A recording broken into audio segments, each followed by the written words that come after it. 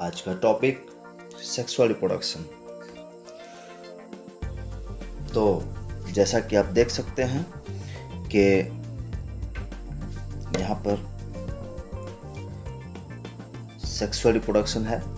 Sexual reproduction basically होता क्या है, तो ये रिप्रोडक्शन की एक ऐसी प्रक्रिया है जिसमें दो पेरेंट्स, एक मेल और एक फीमेल, इन्वॉल्व होते हैं।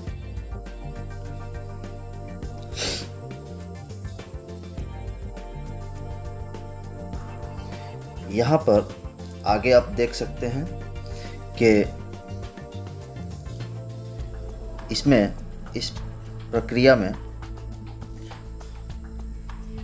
जो है बेसिकली गैमेट्स का फॉर्मेशन होता है। मेल और फीमेल गैमेट्स का फॉर्मेशन होता है। और ये गैमेट्स जो हैं वो या तो एक ही व्यक्ति द्वारा प्रोड्यूस किए जाते हैं, बनाए जाते हैं, या नहीं तो फिर अलग अलग इंडिविजुअल्स के द्वारा, अलग अलग जीवों के द्वारा बनाए जाते हैं, जो कि अपोजिट सेक्स के होते हैं, अर्थात विपरीत लिंग के होते हैं। यानी एक मेल होता है और एक फीमेल होती है। चलिए, यही गैमेट्स आगे जो हैं वो आपस में फ्यूज होकर जाइगोट बनाते हैं, और वही जाइगोट आगे चलकर नया ऑर्गेनिज्म यानी नया जीव तैयार करता है या नए जीव में विकसित हो जाता है। ये जो है एक ऐसी प्रक्रिया है जो असेक्सुअल रिप्रोडक्शन के तुलना में काफ़ी एलोबरेट, कॉम्प्लेक्स और स्लो प्रोसेस है, जबकि एसेक्सुअल रिप्रोडक्शन जो होता है काफ़ी फास्ट प्रोसेस है, जिसमें जीवों का बनना जो है वो काफ़ी तेज होता है। यानी काफ़ी तेज़ी से वे अपनी जनसंख्या को बढ़ाते हैं। अच्छा, अब यहाँ पर जो है हर एक जीव के जो सेक्सुअली रिप्रोड्यूस करते हैं उनके जीवन के 3 स्टेज होते हैं। ठीक है, वो कौन कौन से हैं? Juvenile phase. तो जुवेनाइल फेज बेसिकली क्या होता है, तो किसी भी जीव के जन्म से लेकर उसके रिप्रोडक्शन करने के लायक होने तक की जो अवस्था होती है उसे हम लोग जुवेनाइल फेज कहते हैं। अब आगे क्या है? आगे है रिप्रोडक्टिव फेज। तो इस फेज में क्या होता है कि कोई भी व्यक्ति है या कोई भी जीव है जो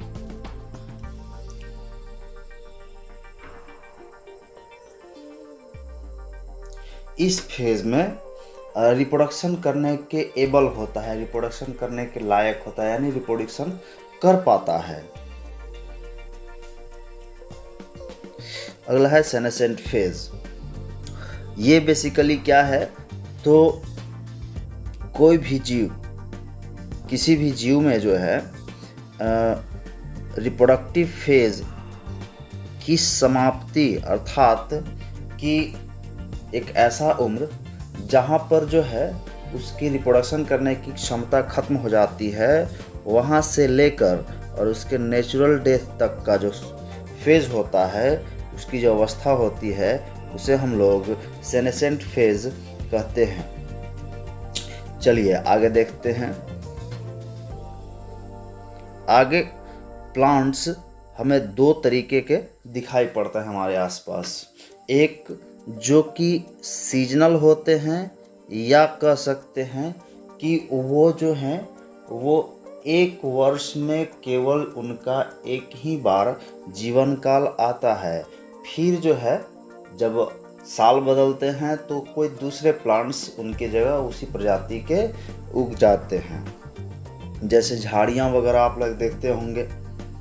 तो ये और कुछ जो हैं वो पेरेनियल होते हैं, अर्थात चिरकालिक होते हैं, और जो है वो काफ़ी समय तक जो है, काफ़ी लंबे समय तक अपने आप को बनाए रखते हैं, जीवित रहते हैं।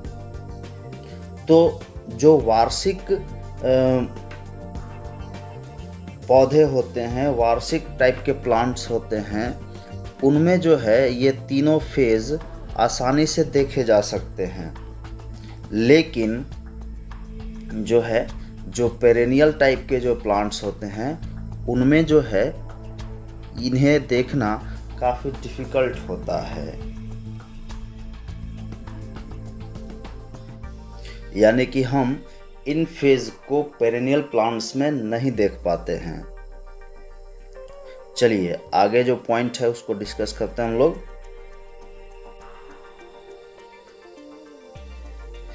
यहाँ पर है कि a few plants exhibit unusual flowering phenomenon.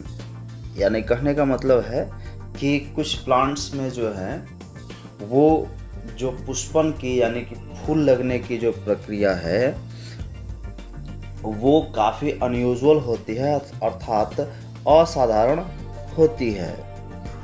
उनमें से कुछ फ्लावर्स जो हैं वो लाइफ टाइम में जो है, अपने पूरे लाइफ टाइम में केवल एक बार खिलते हैं, और जो है उसी टाइम जो है वे बड़ी मात्रा में फलों को उनमें फल लगता है और फिर वे मर जाते हैं। जैसे बैम्बू अर्थात बांस में जो है पूरे लाइफ स्पेन में केवल एक ही बार फूल लगता है। आगे कुछ प्लांट्स हैं, जैसे कि एक है प्लांट नीलकुरेंजी, इसका साइंटिफिक नाम यहाँ पे दिया हुआ है। इस नीलकुरेंजी नामक पौधे में 12 वर्षों में केवल एक ही बार फूल लगते हैं।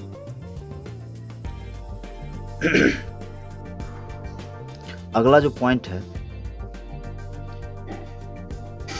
The females of placental mammals exhibit cyclical changes in the activities of ovaries and accessory ducts as well as hormones during reproductive phase।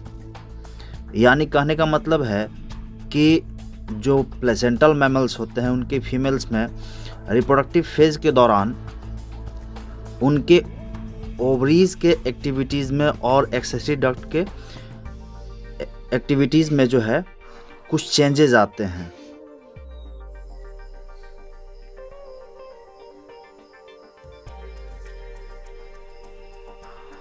Non primate जीवों में, नॉन प्राइमेट कौन कौन से हैं, तो काउज हो गए, शिप्स हो गए, यहाँ पर रैट्स हो गए, डॉग्स हो गए, टाइगर्स हो गए, डियर्स हो गए, यानी कि इटीसी, इस तरह के जितने भी जीव होते हैं उन्हें नॉन प्राइमेट्स कहा जाता है।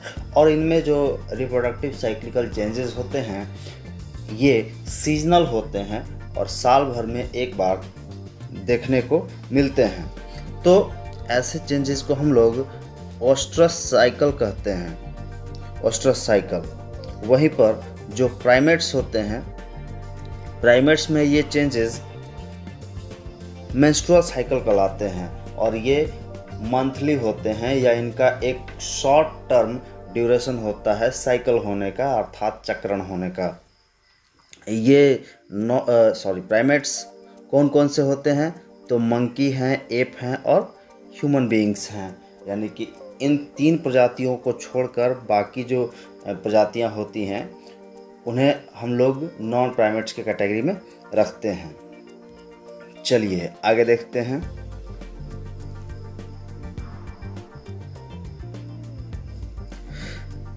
यहाँ पर है कि in both plants and animals hormones are responsible for the transition between the 3 phases. यानी कहने का मतलब है कि ये जो फेजेस होते हैं, ये जो जुवेनाइल फेज, रिप्रोडक्टिव फेज और सेनेसेंट फेज होते हैं, इनके लिए जो है ये जो चेंजेस होते हैं इनके लिए हॉर्मोन्स रिस्पॉन्सिबल होते हैं।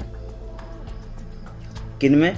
तो प्लांट और एनिमल दोनों में ही दोस्तों, दोनों में ही जो है हार्मोन्स ही रिस्पॉन्सिबल होते हैं इन तीनों फेज के ट्रांजिशन के लिए, यानी परिवर्तन के लिए। आगे जो है यहाँ पर interaction between hormones and certain environmental factors regulate the reproductive process, यानी कि जो है हार्मोन्स और जो कुछ वातावरण में जो बदलाव आते हैं या जो घटक होते हैं, वायुमंडलीय घटक, उनको मिलने से जो है सो जो रिप्रोडक्टिव प्रोसेस है वो रेगुलेट होता है and the associated behavioural expression of organism, और साथ ही साथ जो है यहाँ पर जो है जो ऑर्गेनिजम्स का जो बिहेवियरल एक्सप्रेशंस होते हैं, यानी जो हमारे व्यवहार में जो बदलाव आता है, ठीक है, वो भी इन्हीं के वजह से होता है।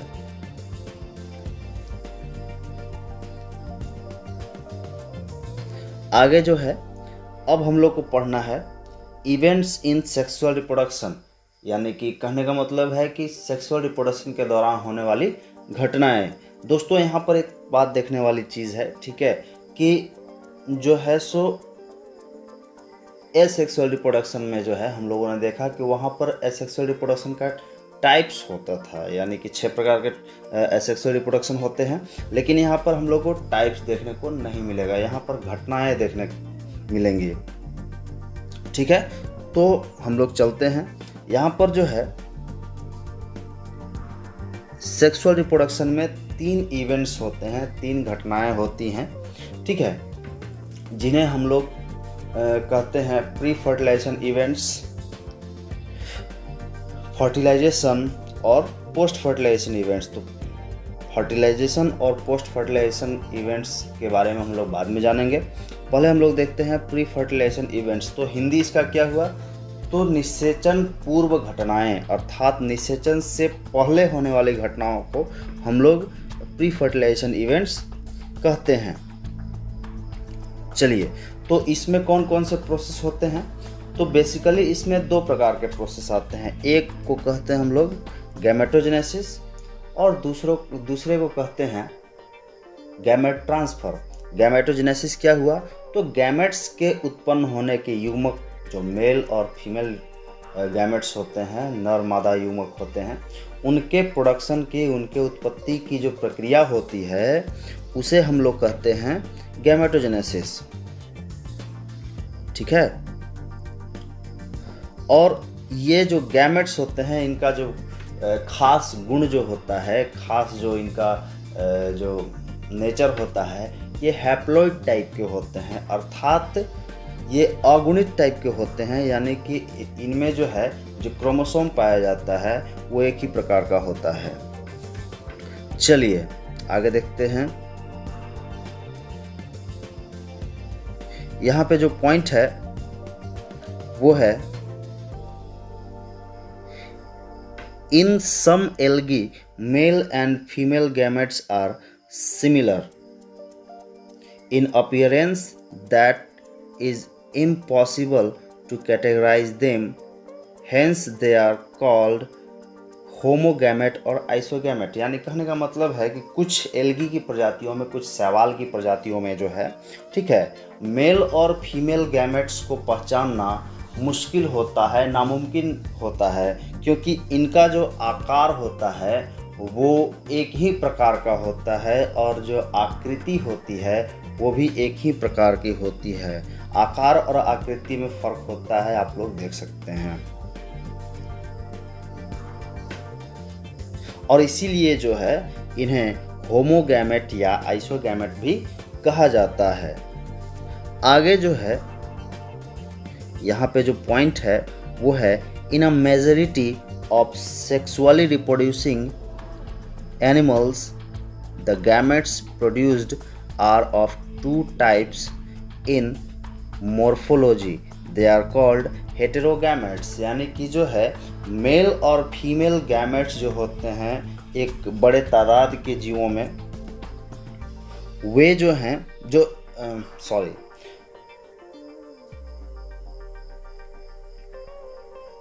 यहाँ पर जो है एक सेक्सुअल रिप्रोड्यूस करने का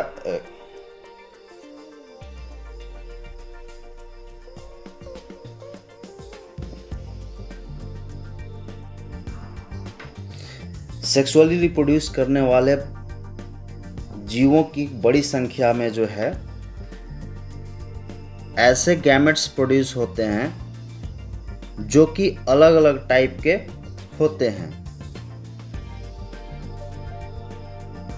यहाँ पर आप लोग देख सकते हैं कि सेक्सुअली रिप्रोड्यूस करने वाले जो जीव होते हैं उनमें जो है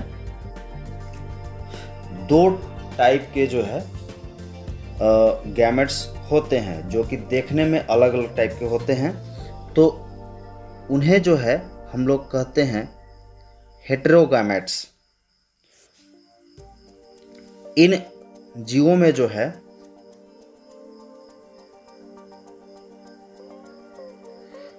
मेल गैमेट को हम लोग कहते हैं एंथ्रेजोइड्स या स्पर्म, और वहीं पर जो है फीमेल गैमेट्स को हम लोग कहते हैं एग या ओवम।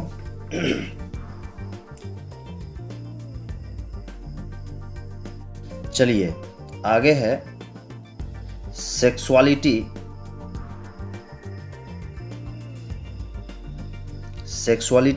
इन ऑर्गेनिजम्स। तो यहाँ पर जो है जीवों को जो है 2 भागों में बांटा गया है। आप लोग देख सकते हैं categorise into homothallic and heterothallic on the basis of sexuality. Sexuality का मतलब क्या होता है? तो सेक्सुअलिटी का मतलब होता है लैंगिकता, यानी कि किसी भी जीव को हम लोग उसके लैंगिकता के आधार पर 2 भागों में बांटते हैं, होमोथैलिक और हेटेरोथैलिक। तो होमोथैलिक जीव क्या होते हैं? तो यहाँ पर जो है लिखा हुआ है कि this term is used to denote bisexual condition in several fungi and plants. यानी कहने का मतलब है कि ये जो अवस्था है होमोथैलिक, या इसे हम लोग मोनोइसियस के नाम से भी जानते हैं, इन जैसे प्लांट्स या ऑर्गेनिजम्स को हम लोग मोनोइसियस कहते हैं। तो ये बेसिकली क्या होते हैं? तो ये बाइसेक्सुअल कंडीशन को प्रदर्शित करते हैं। बाइसेक्सुअल कंडीशन क्या हुआ? तो एक ही जीव में मेल और फीमेल दोनों टाइप के गैमेट्स की उत्पत्ति होगी।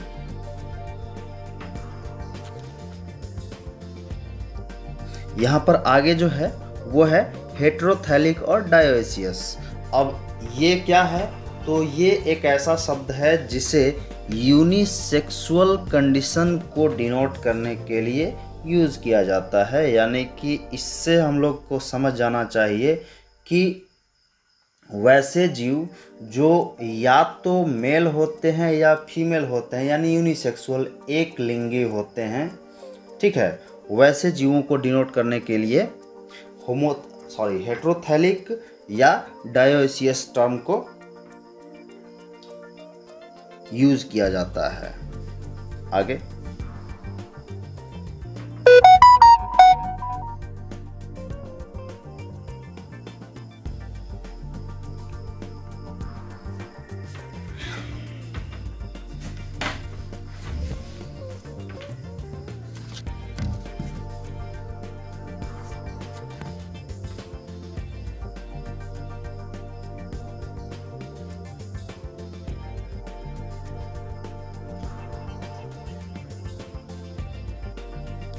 आगे है in unisexual flowering plants the male flower is staminate and the female flower is pistillate. यानी कहने का मतलब ये हुआ कि जो यूनिसेक्सुअल फ्लावर्स होते हैं उनमें जो है जो मेल फ्लावर होता है उसे हम लोग स्टेमिनेट कहते हैं, यानी कि वो उनमें स्टेमन्स पाए जाएंगे, यानी कि पुंकेसर पाए जाते हैं। और जो फीमेल फ्लावर्स होते हैं उनमें जो है वे पिस्टिलेट होते हैं और उनमें क्या पाया जाता है? पिस्टिल्स पाए जाते हैं, यानी कि जायांग पाए जाते हैं। चलिए आगे है Some animals that possess bisexual conditions are called hermaphrodite, यानी इन्हें जो है उभयलिंगी कहा जाता है। कि किन्हें कहा जाता है? तो वैसे जीव जो बाइसेक्सुअल कंडीशन के होते हैं, यानी कि मेल और फीमेल गैमेट्स का प्रोडक्शन या मेल और फीमेल रिप्रोडक्टिव सिस्टम एक ही जीव में पाया जाएगा, तो उसको हम लोग बाइसेक्सुअल कंडीशन कहते हैं। और वैसे जीवों को हर्माफ्रोडाइट कहा जाता है। जैसे एग्जाम्पल्स कुछ हैं, जैसे अर्थवर्म हो गए, स्पंज हो गए, ठीक है, टेप वर्म हो गए और लीच।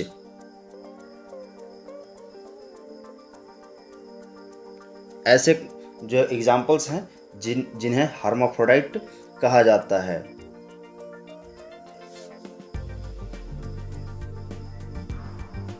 यहाँ पर आगे है cell division during gamete formation. तो बेसिकली क्या होता है कि जो फीमेल रिप्रोडक्टिव सिस्टम होता है या मेल रिप्रोडक्टिव सिस्टम होता है, उसमें एक बेसिक कोशिका होती है, वही जो है डिवाइड होती है 2 भागों में, फिर 4 भागों में, ऐसे करके जो है आगे चल के हम लोग पढ़ेंगे कि ये किस तरह से डिवाइड होकर जो है सो कुछ गैमेट्स, जैसे मेल गैमेट जो है वो एक कोशिका से 4 कोशिकाओं में बंटकर जो है सो 4 मेल गैमेट्स बनाते हैं।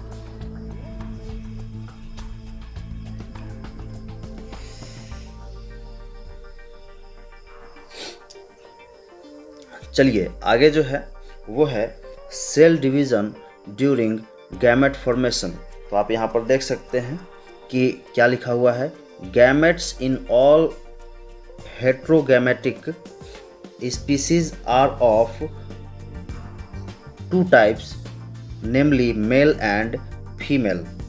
यानी कि जो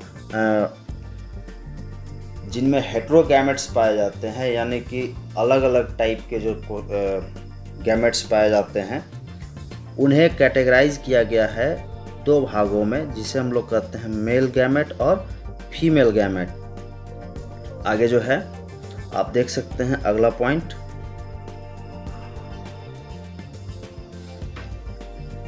gametes are haploid though the parent plant body from which they arise may be either haploid or diploid। यानी कहने का मतलब है गैमेट्स जो है हमेशा हैप्लॉइड होते हैं, जबकि वे पेरेंट्स जिनमें ये गैमेट्स जो हैं प्रोड्यूस होते हैं, वे या तो हैप्लॉइड हो सकते हैं या डाइप्लॉइड भी हो सकते हैं, नो प्रॉब्लम। आगे जो है पॉइंट है, organisms belonging to Monera, fungi, algae and bryophytes have a haploid body. यानी कि जो इन टाइप्स के जो ऑर्गेनिजम्स होते हैं, जो मोनेरा होते हैं, एल्गी होते हैं, फंजाई होते हैं और ब्रायोफाइट्स होते हैं, इनमें जो है एक हैप्लॉइड बॉडी पाया जाता है। लेकिन वैसे जीव, यहाँ पे देखिए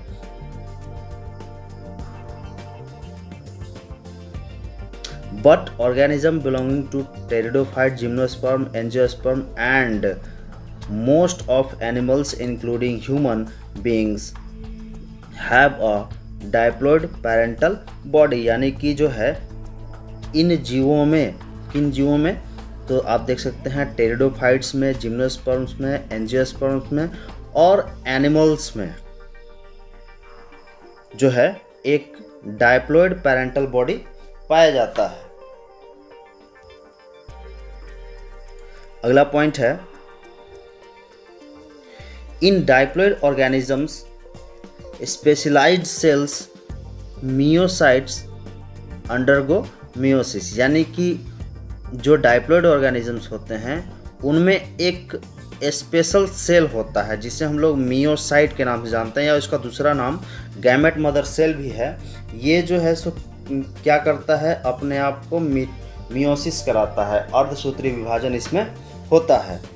अब ये अर्धसूत्री विभाजन जो है वही आगे चलकर जो है, यहाँ पर आप देख सकते हैं at the end of meiosis, only the one set of chromosomes get incorporated into each gamete। यानी कहने का मतलब ये हुआ कि जो मियोसिस जब खत्म होने लगता है या जब खत्म हो जाता है तो क्रोमोसोम का केवल एक ही सेट जो है वो इनकॉर्पोरेट हो पाता है सभी गैमेट्स में। चलिए आगे जो है अगला पॉइंट है, अगला टॉपिक है, हम लोग शुरू में ही डिस्कस किए थे गैमेट ट्रांसफ़र के बारे में। पहले था गैमेट फॉर्मेशन, अब है गैमेट ट्रांसफ़र। जब गैमेट बन जाता है दोस्तों तो उसे मेल बॉडी से निकलकर, चूँकि हम लोग जानते हैं कि मोस्ट ऑफ जो फीमेल गैमेट्स जो होते हैं वो नॉन मोटाइल होते हैं, अर्थात वे एक जगह से दूसरे जगह ट्रैवल नहीं कर सकते हैं, लंबी दूरी तय नहीं कर सकते हैं। वे फीमेल बॉडी में ही रहकर जो है मेल गैमेट का जो है इंतज़ार करते हैं, और जब ये इंतज़ार ख़त्म होता है तो मेल गैमेट के साथ वे फर्टिलाइजेशन की प्रक्रिया को संपन्न करते हैं। तो आप जो है सो यहाँ पर देख सकते हैं कि male and female gametes must be physically brought together after their formation to facilitate fusion. यानी कि जो है फर्टिलाइजेशन के लिए मेल और फीमेल गैमेट्स का आपस में फिजिकली यानी कि शारीरिक रूप से मिलन होना जो है आवश्यक होता है। अगर जो है सो वे आपस में नहीं मिलते हैं, संलयित नहीं होंगे, तो जो है फर्टिलाइजेशन की प्रक्रिया संपन्न नहीं हो पाएगा। चलिए आगे जो पॉइंट है उसको हम लोग देखते हैं। तो यहाँ पर जो है वो है इन majority of organisms mail gamete is motile and the female gamete is stationary. यानी अभी हम लोग डिस्कस किए थे कि जो बहुत सारे जीव होते हैं उनमें केवल मेल गैमेट ही मोटाइल होते हैं, जबकि फीमेल गैमेट जो है स्टेशनरी अर्थात नॉन मोटाइल होते हैं, वे फीमेल बॉडी में ही रुके रहते हैं। जबकि यहाँ पर जो है आप लोग देख सकते हैं कि कुछ फंजाई में, in a few fungi and algae, और कुछ एल्गी में जो है मेल और फीमेल दोनों ही गैमेट मोटाइल होते हैं। अर्थात मोटाइल का मतलब क्या होता है? मोटाइल का मतलब होता है गतिशील, यानी कि वे एक स्थान से दूसरे स्थान तक ट्रैवल कर सकते हैं, जा सकते हैं। चलिए यहाँ पर जो है in several simple plants like algae, bryophytes and pteridophytes water is the medium of gamete transfer. यानी कहने का मतलब ये हुआ कि कुछ जो प्लांट्स होते हैं जैसे एल्गी हो गए और कुछ ब्रायोफाइट्स हो गए और कुछ टेरिडोफाइट्स हो गए, इनमें जो है पानी के द्वारा जो है गैमेट ट्रांसफ़र होता है। यानी कि जो ये प्लांट्स होते हैं इनमें मेल गैमेट्स या फीमेल गैमेट्स जो होते हैं वे पानी के द्वारा एक स्थान से दूसरे स्थान तक गमन करते हैं। चलिए आगे है in seed plants pollen grains are the carrier of male gametes. यानी कहने का मतलब है वैसे जीव जिनमें बीज पाए जाते हैं, सीड प्लांट्स, उनमें पॉलन बनता है, पॉलन ग्रेन्स बनते हैं। अब यही पॉलन ग्रेन्स जो हैं वो क्या हैं? तो कैरियर हैं, वाहक हैं, किसके? मेल गैमेट्स के। और ये मेल गैमेट्स करते क्या हैं? तो यहाँ पे आप देख सकते हैं कि pollen grains have to be transferred to the stigma before leading fertilization। यानी फर्टिलाइजेशन होने से पहले, यानी कि जब फर्टिलाइजेशन नहीं होता है उससे पहले क्या होता है कि यही पॉलन ग्रेन्स जो हैं वो ट्रांसफ़र होते हैं फीमेल फ्लावर के स्टिग्मा पर। चलिए आगे क्या है? तो आप देख सकते हैं कि the transfer of pollen grains from anther to stigma is refer to as pollination, यानी कि जो ट्रांसफ़र होने की जो प्रक्रिया है, ठीक है, पॉलन ग्रेन्स की, वो एंथर से लेकर स्टिग्मा तक होती है। और ये जो प्रक्रिया होती है इसे हम लोग पॉलिनेशन कहते हैं। इसको हम लोग थोड़ा सा डायग्राम के आधार पर देख लेते हैं। मान लेते हैं कि ये स्टिग्मा है और ये जो है ये किसी प्लांट का एंथर है। अब इस एंथर से जो है जो पॉलन ग्रेन्स होते हैं, ठीक है, उन्हें स्टिग्मा के ऊपर ट्रांसफ़र होना होता है। और जब ये ट्रांसफ़र होते हैं तो ये जो ट्रांसफ़र होने की जो प्रक्रिया है इसे हम लोग पॉलिनेशन के नाम से जानते हैं। चलिए अगला जो पॉइंट है वो है pollen grains germinate on the stigma and the pollen tube carrying the male gametes reach the ovule and male gametes near the egg.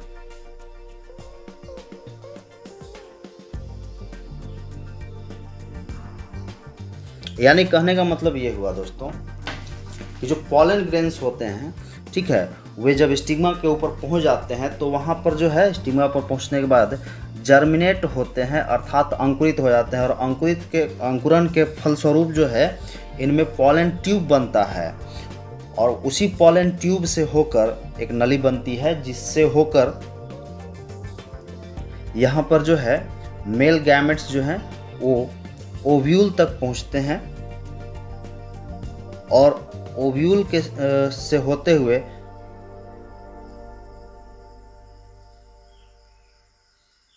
फिर जो है वे एग तक पहुंचते हैं, यानी कि एग सेल तक पहुंच जाते हैं। अगला जो टॉपिक है दोस्तों वो है फर्टिलाइजेशन। तो फर्टिलाइजेशन के बारे में आप लोग पढ़े होंगे कि ये जो है बेसिकली क्या है, मेल और फीमेल गैमेट्स के फ्यूज़न की प्रक्रिया होती है, अर्थात संलयन की प्रक्रिया होती है, जिसे हम लोग फर्टिलाइजेशन के नाम से जानते हैं। इस प्रक्रिया के फलस्वरूप जो है यहाँ पे आप देख सकते हैं कि this process result in the formation of zygote, यानी कि इस प्रक्रिया का फलस्वरूप क्या बनता है, जाइगोट बनता है। अगला जो पॉइंट है उसे हम लोग देख लेते हैं। अगला जो पॉइंट है, in some organisms the female gamete undergoes the development of to form a new organism without fertilization, यानी कहने का मतलब ये हुआ कि कुछ जीव ऐसे भी हैं जिनके फीमेल गैमेट्स जो हैं वो अपने आप ही फर्टिलाइज हो जाते हैं। अर्थात कहने का मतलब ये हुआ कि अपने आप, कहने का मतलब क्या हुआ, सॉरी फर्टिलाइज नहीं हो पाते हैं, लेकिन फीमेल गैमेट्स जो होते हैं वे बिना फर्टिलाइजेशन के ही एक नया जीव तैयार करने के लिए सक्षम हो जाते हैं और वे डेवलप होने लगते हैं, ठीक है। अब इसी डेवलपमेंट को या इसी फेनोमेनन को हम लोग कहते हैं पार्थेनोजेनेसिस। जैसे कुछ यहाँ पर एग्जाम्पल्स हैं, जैसे रोटिफर्स हो गए, हनी बीज हो गए और टर्की। ये जो है जीव ऐसे हैं जो बिना फर्टिलाइजेशन के नया जीव तैयार कर सकते हैं, इनमें एबिलिटी होती है। चलिए अगला जो पॉइंट है उसे हम लोग डिस्कस करते हैं।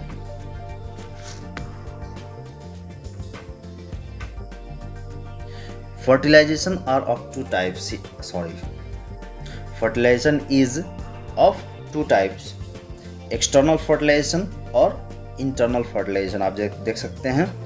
तो एक्सटर्नल फर्टिलाइजेशन में होता क्या है, तो the process in which fertilization takes place outside the female body is called external fertilization, यानी कि फर्टिलाइजेशन की एक ऐसी प्रक्रिया जो फीमेल बॉडी के बाहर होती है उसे हम लोग एक्सटर्नल फर्टिलाइजेशन कहते हैं। आगे जो है अगला point, the medium of external fertilization is water in which a large number of male and female gametes are released to enhance the chances of syngamy। यानी कहने का मतलब ये हुआ कि जो एक्सटर्नल फर्टिलाइजेशन की जो प्रक्रिया है, इसका जो माध्यम होता है, यानी कि जो होने की जो जगह है, स्थान है, वो जो है कहाँ पर होता है, तो पानी में होता है, जल में होता है। ठीक है, वहाँ पर जो है सो एक बड़ी संख्या में मेल और फीमेल गैमेट्स को रिलीज़ किया जाता है। ठीक है, जिससे कि आसानी से सिंगैमी की प्रक्रिया हो सके।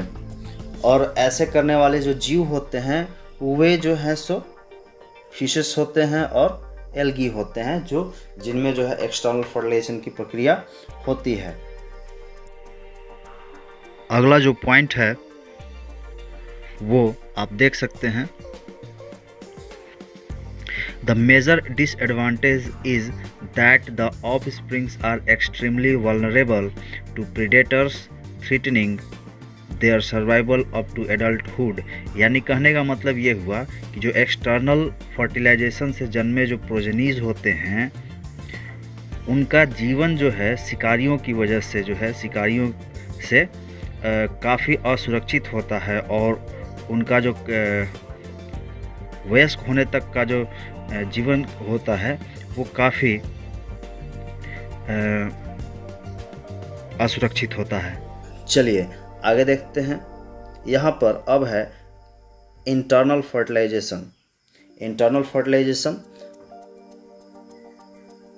यहाँ पे आप देख सकते हैं कि the process in which ovule gets fertilized inside the female body, यानी कि जो है मेल और फीमेल गैमेट्स का जो संलयन होता है वो जब फीमेल बॉडी के अंदर होगा तो उससे हम लोग इंटरनल फर्टिलाइजेशन के नाम से जानते हैं।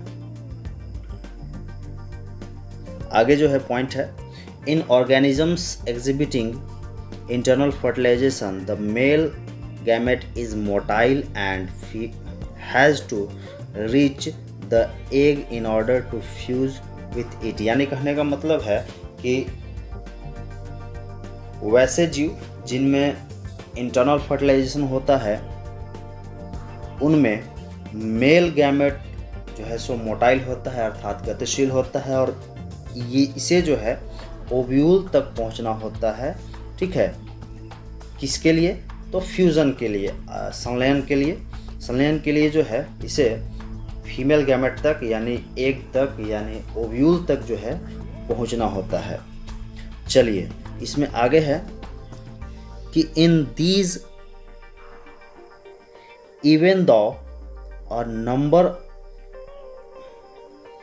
Of sperm produced is very large. यानी कहने का मतलब है कि ऐसी प्रक्रिया में, ठीक है, जब जो है सो मेल गैमेट को एक लंबी दूरी तय करनी पड़ती है तो इस कंडीशन में जो है स्पर्म की जो संख्या होती है वो काफ़ी ज़्यादा होती है।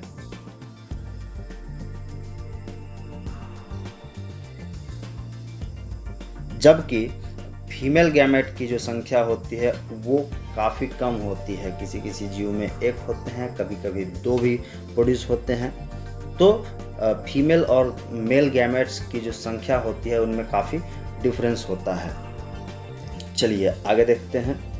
अगला है दोस्तों post fertilization events. Post fertilization events क्या होते हैं, तो वे सभी प्रक्रियाएं जो फर्टिलाइजेशन के बाद होती हैं। हम लोगों ने देखा कि यहाँ तक कि जो है सो फर्टिलाइजेशन हो गया मान लीजिए, ठीक है। अब जो है यहाँ पर हम लोग देखेंगे कि फर्टिलाइजेशन जब हो गया तो उसके बाद क्या क्या होते हैं, ठीक है। तो उन सभी घटनाओं को हम लोग पोस्ट फर्टिलाइजेशन इवेंट्स के नाम से जानते हैं, यानी निषेचन पश्च प्रक्रियाएं कहते हैं इन्हें। तो चलिए इसमें क्या होता है, जाइगोट बनता है, फिर एम्ब्रायोजेनेसिस होता है, ठीक है। तो हम लोग बारी बारी से इन दोनों को देखेंगे। तो जाइगोट क्या है,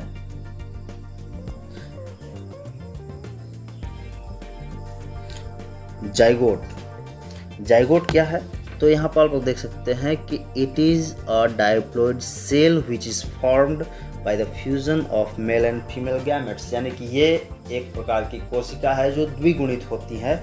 और ये कैसे बनी होती है, तो ये जो है सो मेल और फीमेल गैमेट्स के फ्यूजन से अर्थात मिलने से, संलयन से बनी होती है। चलिए आगे क्या है, तो आगे जो है वो ये है, further development of zygote depends on the life cycle of organism and the environmental it is and the environment it is exposed to. यानी कहने का मतलब ये हुआ कि जो इसका आगे का जो विकास होगा, ठीक है, वो इस पर डिपेंड करेगा, इस पर निर्भर करेगा कि जो जीव है जिसमें जो जाइगोट बना है उसका लाइफ साइकिल कैसा है, ठीक है, और वो किस माहौल में जो है बना हुआ है, वो किस माहौल में रह रहा है, ठीक है। जैसे आप लोग आगे जानेंगे कि दो प्रकार के जीव होते हैं, एक होते हैं अंड प्रजक, एक होते हैं सजीव प्रजक।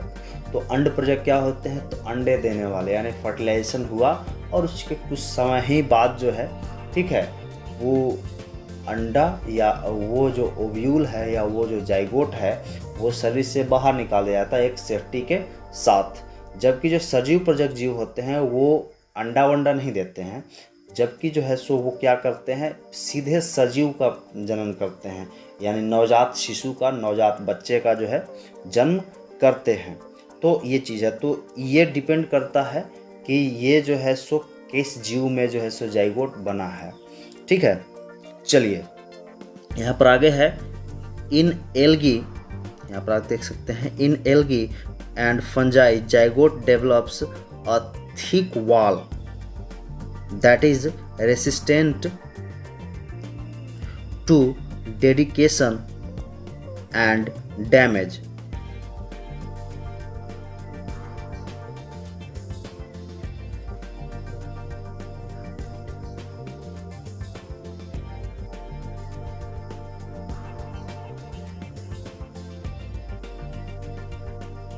सॉरी दोस्तों, यहाँ पर थोड़ा स्पेलिंग का मिस्टेक हुआ है, यहाँ पर डेहिकेशन होगा। यानी कि ये जो जीव होते हैं कौन कौन, एल्गी और फंजाई, इसमें जो जाइगोट होता है, ठीक है, उसके बाहर एक थिक वॉल होता है जो कि रेसिस्टेंट होता है, ठीक है, किसके, डेहिकेशन के, यानी ये फूटता नहीं या डैमेज नहीं होता है, इसके बाहर एक सुरक्षा कवच लगा होता है। वहीं पर जो है कुछ ऑर्गेनिजम्स हैं, जैसे in organisms which haplontic life cycle, zygote divides and by meiosis to form haploid spores that grow into haploid individual। यानी कुछ ऑर्गेनिजम्स होते हैं जिनमें हैप्लॉन्टिक लाइफ साइकिल होता है, उनमें जो है जाइगोट जो है वो मियोसिस के थ्रू डिवीज़न करता है, अपना जो है सो सेल डिवीज़न करता है जैसे कि, ठीक है, और वो जो है सो क्या बनाता है, हैप्लोइड स्पोर्स बनाते हैं, ठीक है। और ये जो हैप्लोइड स्पोर्स होते हैं वे ग्रो करते हैं किस में, हैप्लोइड इंडिविजुअल में। चलिए आगे जो है वो है, zygote is the vital link that ensures continuity of species between organisms of one generation to the next. यानी कहने का मतलब है कि जाइगोट क्या है, तो बेसिकली एक जो है सो लिंक है, एक जोड़ है, ठीक है, जो ये सुनिश्चित करता है किस चीज़ की सुनिश्चित करता है, तो ये स्पीसीज की कंटिन्यूटी को सुनिश्चित करता है एक जनरेशन से लेके और दूसरे जनरेशन तक। चलिए अगला जो टॉपिक है यहाँ पर, इसे हम लोग कहते हैं एम्ब्रायोजेनेसिस। अब एम्ब्रायोजेनेसिस क्या होता है, तो जब जाइगोट डेवलप होता है तो कुछ स्टेज के बाद जो है उसे हम लोग कहते हैं एम्ब्रायो, ठीक है। तो एम्ब्रायो बनने की, जाइगोट से एम्ब्रायो बनने की जो प्रक्रिया होती है उसे हम लोग कहते हैं एम्ब्रायोजेनेसिस। तो चलिए आगे देखते हैं क्या है। During embryogenesis, zygote undergoes cell division and cell differentiation, यानी कहने का मतलब ये हुआ कि जो है जब एम्ब्रायोजेनेसिस हो रहा होता है तो जाइगोट जो है, ठीक है, सेल डिवीज़न करता है और सेल डिफरेंशिएशन भी करता है। तो सेल डिवीज़न और सेल डिफरेंशिएशन क्या है? तो सेल डिवीज़न एक्चुअली है कि एक कोशिका से 2 कोशिका हुए, 2 कोशिका से 4 कोशिका, 4 कोशिका से 8 कोशिका, ये सेल डिवीज़न हुआ। लेकिन जो है सो जो बड़े जीव होते हैं उनमें जो है सो कार्य विभाजन होता है और उसमें उसके लिए अलग अलग अंगों का बनना ज़रूरी होता है। तो सेल डिफरेंशिएशन यही काम करता है कि ये जो है अलग अलग अंगों को बनाने में मदद करता है।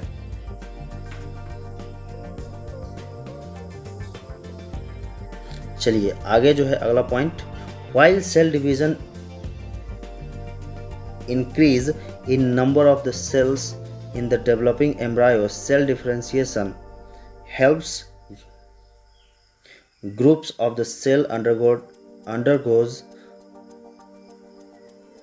retain modification of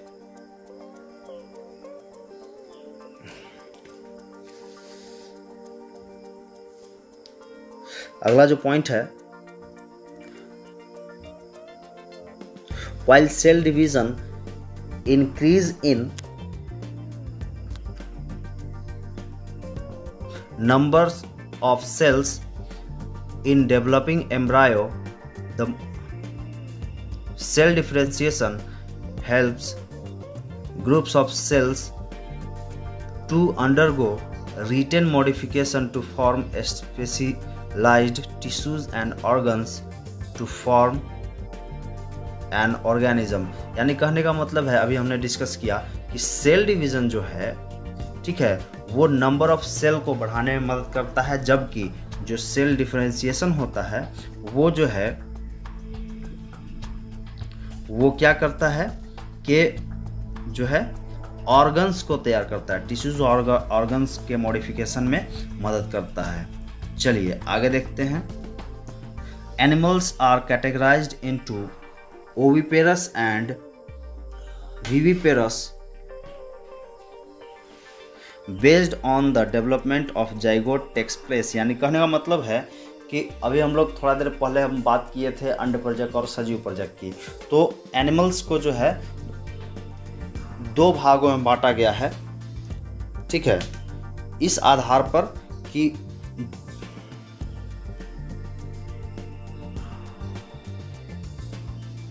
अगला जो पॉइंट है इसमें हम लोग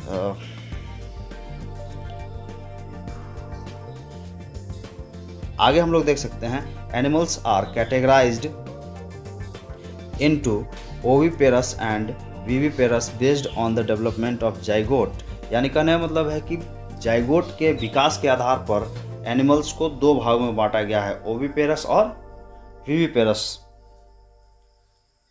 तो ओविपेरस एनिमल्स क्या होते हैं? तो वैसे एनिमल्स जिनमें जाइगोट का जो डेवलपमेंट होता है, जाइगोट का जो विकास होता है, ठीक है, वो फीमेल बॉडी के बाहर होता है, ठीक है। और जो विविपेरस एनिमल्स होते हैं उनमें जो है सो जाइगोट का डेवलपमेंट जो है वे फीमेल बॉडी के अंदर होता है, ठीक है। जैसे अगर ओविपेरस ऑर्गेनिजम्स की बात करें, ओविपेरस एनिमल्स की बात करें तो मुर्गी हो गई, और जो जितने भी पक्षियां हैं, ठीक है, जो अंडे देती हैं उन्हें हम लोग ओविपेरस एनिमल्स की कैटेगरी में रखते हैं। जबकि विविपेरस एनिमल्स तो ह्यूमन बीइंग्स हो गए, और जो नॉन प्राइमेट्स और प्राइमेट्स मैमल्स हो गए, बेसिकली मैमल्स जो हैं वे जो हैं विविपेरस एनिमल्स के कैटेगरी में आते हैं। अगला जो पॉइंट है वो आप देख सकते हैं,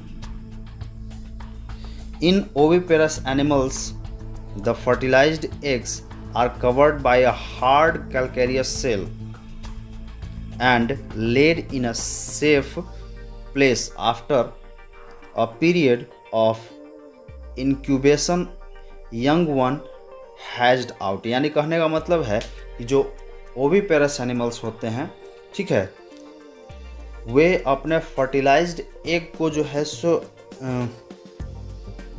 एक सेफ प्लेस में जो है सो ले करते हैं, यानी कि निकालते हैं। और इनके बाहर जो है कैल्केरियस सेल होता है, कैल्शियम का एक मोटा परत होता है जिसे हम लोग कैल्केरियस सेल कहते हैं, ठीक है। और ये एक समय के बाद जो है, जो इनके प्रोजेनीज होते हैं, संतान होते हैं, वे बाहर आते हैं।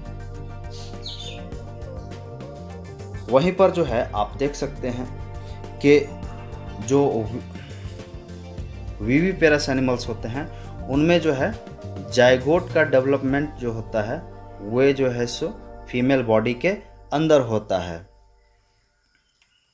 और एक समय के बाद, यानी after attaining certain stage of growth, the young ones are delivered out. यानी कहने का मतलब है कि कुछ डेवलपमेंट होने के बाद, कुछ समय के बाद जो है एक नया जीव जो है, नवजात शिशु जो है, वो शरीर के, मादा शरीर के बाहर आ जाता है। चलिए आगे जो है कुछ फ्लावरिंग प्लांट्स की भी बातें हैं। जैसे in flowering plants the zygote is formed inside the ovule. यानी कि जो है यहाँ पर जो है आप लोग देख सकते हैं, जो जाइगोट बनता है वो कहाँ बनता है, इन ओव्यूल के अंदर बनता है। आगे जो पॉइंट है उसे हम लोग देख लेते हैं।